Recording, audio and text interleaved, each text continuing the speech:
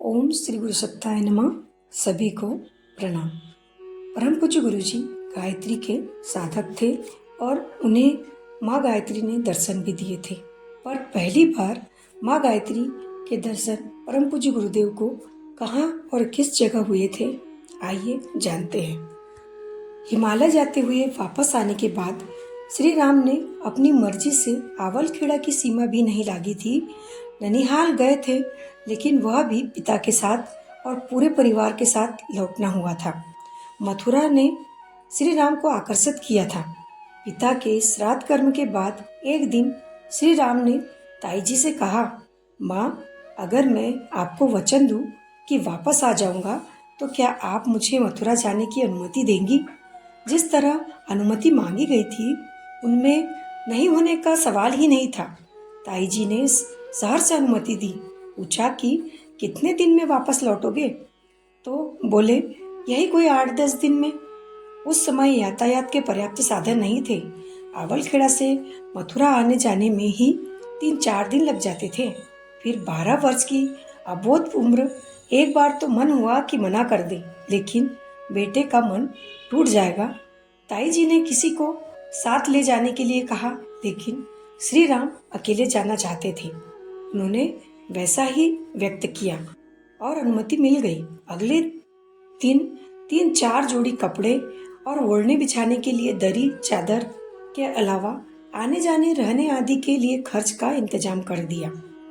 गाड़ी घोड़े और रेल में यात्रा करते हुए श्री राम दूसरे दिन मथुरा पहुंचे।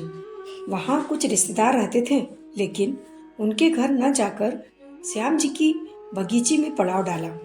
द्वारकाधीश के दर्शन कर विश्राम घाट आदि जगह होते हुए वे वृंदावन मार्ग पर स्थित एक बगीची में आ गए। छोटा सा कुआं, जिसे वहां कुइया कहा जाता था, नहाने और विश्राम करने की सुविधा के साथ पास ही बने 2-4 खुले खुले से कमरे वाली बगीचियां मथुरा वृंदावन के रास्ते में थी। ब्रज क्षेत्र में इस तरह की बगीचियों की भरमार रही है। संपन्न लोग यहाँ शाम का समय बिताया करते थे। इस जगह पर कुछ पेड़ और फूलों के पौधे भी लगे होते थे। सब मिलकर मनोरम वातावरण बना देते। कुइया के पास किसी देवी देवता की मूर्ति भी होती है। मूर्ति प्राय हनुमान की हुआ करती है, लेकिन कहीं कहीं राधा कृष्ण, दुर्गा, किन्हीं संत महात्माओं की भी होती। श्री राम जिस बगीची में ठहरे वहाँ कोई देवी प्रतिमा लगी थी। पूछा कि किस देवी की है, तो नियमित आने जाने वाले भी स्पष्ट जवाब नहीं दे पाए। कोई दुर्गा की तो कई लक्ष्मी या राधा और सीता की बताकर रह गए, लेकिन वह प्रतिमा श्री राम को बहुत भाई। करीब 1 सप्ताह तक श्री राम वहीं रहे। सुबह नहा धोकर निकल जाते और तीसरे पहर लौटते। वृंदावन मथुरा में जगह जगह भंडारे चलते। कुछ नहीं करते हुए भी वहां आराम से गुजर हो सकती है। आज इस आश्रम में तो कल उस आश्रम में भंडारा खाकर आज भी कई लोग गुजारा चला लेते हैं। श्री राम इन आश्रमों में तो जाते थे, लेकिन भोजन प्रसाद में उन्होंने कभी रुचि नहीं ली। घर से चलते हुए माँ ने जो सत्तू और भुना हुआ दलिया बांधा था, उसी का आहार लेते। बदलाव के लिए द्वारकाधीश मंदिर के पास बनी फूलचंद पेड़े वाले की दुकान या चौक से कुछ हल्का फुल्का खाद खरीद लेते थे। बाकी समय भ्रमण में व्यतीत करते थे। भ्रमण में मंदिर आदि स्थानों पर तो एकाध बार ही गए। कुंज, आश्रम और यमुना के किनारे ही उनका समय ज्यादा बीता। लग रहा था कि जैसे कुछ खोज रहे हैं। बगीचे में जितनी देर रहते देवी प्रतिमा पर बार बार ध्यान देते। उठकर उसे देखने जाते। जो भी आता उससे पूछते, यह किनकी प्रतिमा है? एक दिन विलक्षण ढंग से उनके प्रश्न का उत्तर मिला। हुआ यह कि कोई संत बगीची में आए। नाम था उनका बाबा रामदास, लेकिन लोग उन्हें काठिया बाबा कहते थे। उन्होंने कौपीन की जगह लकड़ी का बनाया लंगोट जैसा आवरण पहन रखा था। बाबा ने उसे खास ढंग से तैयार कराया था कि वह कमर में अटका रहता था और जरूरत पड़ने पर उतारा या ढीला किया जा सकता था। काठ का कौपीन पहनने के कारण ही लोग उन्हें काठिया बाबा कहते थे। काठिया बाबा वृंदावन में रहते थे, लेकिन उन्होंने अपना कोई आश्रम नहीं बनाया था। उस दिन सुबह 5 बजे से वे बगीचे में आ गए और जय अम्बे का उद्घोष किया।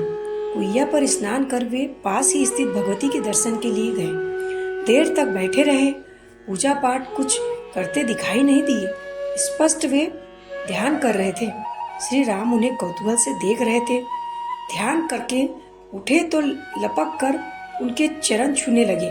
काठिया बाबा ना कहते हुए 10 पीछे हट गए। फिर साज होकर बोले, कहाँ से आए हो? श्री राम ने अपना सामान्य परिचय दिया। बाबा ने पूछा, कहाँ जाना है?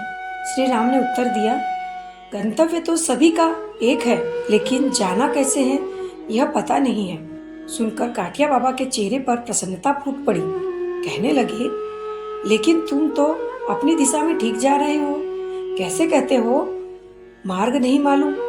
दोनों में चर्चा छिड़ गई। देर तक बातचीत चली रही। काठिया बाबा ने अपनी साधना और अब तक की यात्रा के बारे में विस्तार से बताया।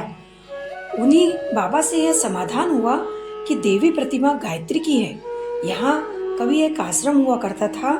300-400 साल पहले एक सन्यासी के सानिध्य में 20-25 साधक हमेशा रहते थे। वे गायत्री जप करते थे और वेद शास्त्र के अध्ययन में निरत रहते थे। बाबा ने ही बताया कि सैकड़ों साल पहले इस स्थान पर भागवत प्रवचन भी हुआ करते थे। समाप्त। पुस्तक का नाम चेतना की शिखर यात्रा। लेखक डॉक्टर प्रणव पंड्या। धन्यवाद।